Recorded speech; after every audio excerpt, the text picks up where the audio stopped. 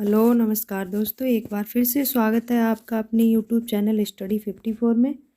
Dear friends, जैसे कि previous video में मैंने आपके लिए आईई रूल पर डिस्कस किया था, तो कुछ आईई रूल बाकी बचे हुए थे, उन पर हम लोग आज अच्छे से डिस्कस करेंगे। तो चलिए हम लोग देख लेते हैं। रूल नंबर 77 क्या कहता है। आईई रूल 77 हमारा कहता है कि सबसे निचले कंडक्टर जो होता है हमारा, उसको ज़मीन के ऊपर से निकासी आप कैसे करेंगे ये बताता है। ठीक है। और आईई रूल नंबर 92 क्या बताता है कि बिजली के झटके से बचाव आप कैसे रखेंगे। ठीक है, बिजली के झटके से बचाव आप कैसे रखेंगे, ये आईई रूल नंबर 92 बताता है। ठीक है। और आईई रूल नंबर 75 क्या कहता है कि आईई रूल नंबर 75 कहता है कि ओवरहेड लाइन पर जोड़ों की जो ताकत होती है वो उसकी मैकेनिकल और इलेक्ट्रिकल स्ट्रेंथ के 95% से कम नहीं होना चाहिए। ठीक है, आपको इस तरह से जो जोड़ लगाए जाते हैं, जॉइंट्स यूज किए जाते हैं ओवरहेड लाइन में, उन जॉइंट्स की ताकत जो है वो उसकी मैकेनिकली और इलेक्ट्रिकली के कितने हो 95% से कम नहीं होना चाहिए। ठीक है। और नेक्स्ट है आईई रूल नंबर 90 क्या कहता है। 90 कहता है कि ठीक से अर्थिंग किसकी करें, ओवरहेड लाइन की। ओवरहेड लाइन की ठीक से अर्थिंग करें। और क्या बताता है कि 1.6 किलोमीटर की दूरी पर 4 अलग अलग बिंदुओं पर अर्थिंग आवश्यक है। ठीक है, कितनी दूरी पर, 1.6 किलोमीटर, ये डाटा आपको याद रखना है। और कितने, 4 अलग अलग बिंदुओं पर अर्थिंग आपको प्रोवाइड कराना है। ये नेसेसरी है आईई रूल नंबर 90 में। ठीक है। नेक्स्ट रूल नंबर है हमारा 51 रूल नंबर में क्या कहता है, मेन स्विच बोर्ड के आसपास क्रियाशील स्थान के रूप में प्रदान किया जाना चाहिए। ठीक है, जो मेन स्विच बोर्ड है हमारा, उसके आसपास जो स्थान है वो क्रियाशील स्थान के रूप में प्रयोग किया जाना चाहिए। कितना, 0.9। ठीक है, 0.9 मीटर की 0.9 मीटर की दूरी तक आप क्या कहेंगे, उसको क्रियाशील स्थान कहेंगे। ठीक है, यानी कि ये हमारा मेन स्विच बोर्ड लगा है और मेन स्विच बोर्ड से 0.9 मीटर की दूरी, इसके चारों ओर आप क्या कहेंगे, उसको क्रियाशील स्थान कहेंगे। ठीक है।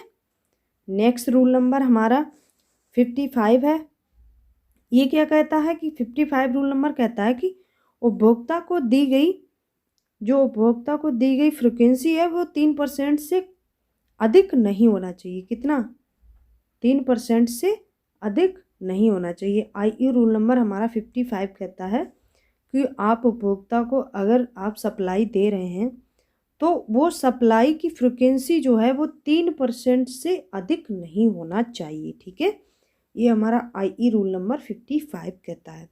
अब आईई रूल नंबर 30 देख लेते हैं। 30 क्या कहता है। 30 कहता है कि सप्लायर यह डिसाइड करेगा कि सप्लाई लाइंस कौन क्या क्या चीज़, सप्लाई लाइंस, वायर्स, फिटिंग्स, अपार्ट्स, यानी कि उपकरण, जो भी उपकरण यूज हो रहे हैं जो सप्लायर के परिसर में है, मतलब कि सप्लायर के लिए वो ज़रूरी ही हैं, उसके उसके पास या उसके नियंत्रण में हो। ठीक है, मतलब ये चीज़ें जो ज़रूरी हैं सप्लायर के लिए वो इसके पास होना चाहिए। क्या क्या चीज़ें, फिटिंग्स, वायर और जो इंस्ट्रूमेंट यूज होते हैं, उपकरण वो, और सप्लाई लाइंस, वो सारी चीज़ें उसके कंट्रोल में होना चाहिए और उसके पास होना चाहिए। ठीक है, ये कहता है आई रूल नंबर 30। अब नेक्स्ट देख लेते हैं। नेक्स्ट हमारा PWD रूल नंबर 2013 में एक PWD रूल नंबर बताया था, उसके अकॉर्डिंग ये बहुत ज़्यादा पूछा जाता है एग्जाम में, इसको आप स्टार करेंगे। देखिए क्या बताता है कि बिजली के काम पर तांबे की जो अर्थ प्लेट यूज की जाती है, मतलब बिजली में जब हम सप्लाई देते हैं तो जो पोल्स में हम अर्थिंग यूज करते हैं उस अर्थिंग की प्लेट का आकार, ठीक है, ये पूछ लेता है कि प्लेट का आकार कितना होना चाहिए।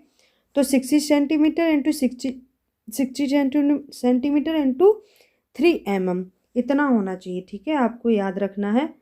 ये बहुत ज़्यादा कंफ्यूज क्रिएट करता है कि यहाँ पर एक वैल्यू mm में रहती है हमारी, वहाँ की सेंटीमीटर इंटू सेंटीमीटर में रहती है। कभी कभी यहाँ पे सेंटीमीटर भी ऑप्शन में दे सकता है, तो आपको ये mm में 3 इंटू 3 mm में है।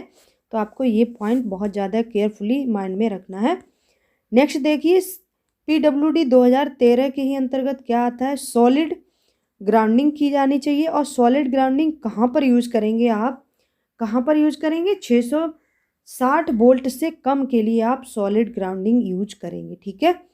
देखिए और इसी के अंतर्गत PWD 2013 के अंतर्गत और क्या आता है, minimum length of pipe electrode used for earthing, ठीक है। मिनिमम लेंथ ऑफ पाइप आप यूज लेंगे, जो अर्थिंग के लिए आप पाइप यूज करेंगे वो क्या होना चाहिए, 2 से 3 मीटर से कम नहीं होना चाहिए, ठीक है, उसकी लेंथ जो आप अर्थिंग के लिए यूज कर रहे हैं, ठीक है। नेक्स्ट क्या और बताया है इसी में, जो पथरीली ज़मीन है हमारी उसका रेजिस्टेंस क्या होना चाहिए, 8 ओम तक होना चाहिए, ठीक है, इससे ज़्यादा नहीं होना चाहिए, ठीक है। उसके बाद देखिए इसी के अंतर्गत और क्या बताया है कि क्लीट वायरिंग में आप जो क्लीट यूज करते हैं, क्लीट वायरिंग में आप क्लीट यूज करते हैं तो उसकी क्लीट की दूरी क्या होना चाहिए, 60 सेंटीमीटर से अधिक नहीं होना चाहिए। कितना, 60 सेंटीमीटर से अधिक नहीं होना चाहिए क्लीट की दूरी, ओके। नेक्स्ट देखिए थोड़ा सा बचा है इसी में, एक पॉइंट और है, क्या है कि स्ट्रिप अर्थिंग के लिए कॉपर स्ट्रिप का क्रॉस सेक्शन कितना होना चाहिए, आप स्ट्रिप अर्थिंग यूज करते हैं जो, उसके लिए कॉपर स्ट्रिप का क्रॉस सेक्शन एरिया कितना होना चाहिए, 25 mm इंटू 4 mm होना चाहिए, ठीक है। तो आज के लिए इतना ही डियर फ्रेंड्स, मिलते हैं नेक्स्ट सेशन में, तब तक के लिए नमस्कार, have a nice day. And dear friends अगर आप मेरे चैनल पर नए हैं तो प्लीज़ मेरे चैनल को सब्सक्राइब कर लीजिए, और अगर आपको मेरे वीडियो हेल्पफुल लगते हैं तो प्लीज़ अपने फ्रेंड सर्कल में शेयर ज़रूर कीजिए। और मेरी सीरीज़ आपको ऐसे ही मिलती रहेगी, आपको कुछ ना कुछ डेली नया मिलेगा। और बहुत ही जल्द मैं आपको नॉन टेक का पार्ट भी देने वाली हूँ, नॉन टेक और टेक दोनों ही पार्ट आपको मिलेंगे पढ़ने के लिए।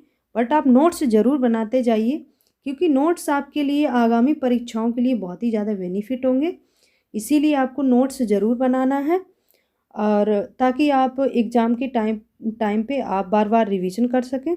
और जो पॉइंट्स मैंने आपको दिए हैं वो पॉइंट्स आपको बुक में पढ़ेंगे तो आपको टाइम टेकिंग होंगे, बट मैं आपको शॉर्ट में और मिनिमम टाइम में कवर करा रही हूँ। तो आप मेरी वीडियो को ज़रूर शेयर कीजिए, लाइक भी कीजिए, और डियर फ्रेंड्स अगर आपको कोई भी कमी लगती है तो प्लीज़ कमेंट में, मैं उसको दूर करने की कोशिश ज़रूर करूँगी, कोशिश क्या करूँगी दूर। तो आज के लिए इतना ही, मिलते हैं नेक्स्ट सेशन में।